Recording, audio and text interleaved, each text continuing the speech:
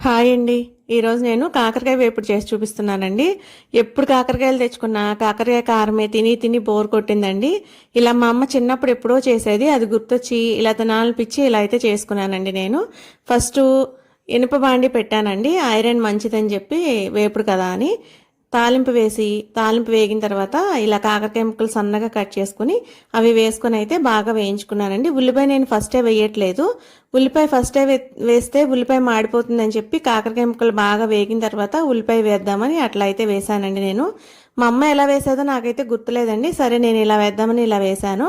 కాకరకాయ ముక్కలు 70% వేగిపోయిన తర్వాత అప్పుడు ఉల్లిపాయ ముక్కలు పచ్చిమిరపకాయ ముక్కలు వేసి అయితే నేను వేయించానండి. ఇది మరీ సిమ్లోనూ పెట్టలేదు, అలాని మరీ హైలోను కాకుండా మీడియం టు హై ఫ్లేమ్లో పెట్టి అయితే చేశానండి నేను. ఈ కాకరకాయ ఉల్లిపాయ కూడా వేగిపోయిన తర్వాత ఉప్పు కారం పసుపు వేసి అయితే దీన్ని వేయించుకున్నానండి. ఇది బాగా వేగిన తర్వాత దీనిలో బెల్లం వేశాను. దీనిలో వాటర్ గట్ట ఏమీ వేయనవసరం లేదండి.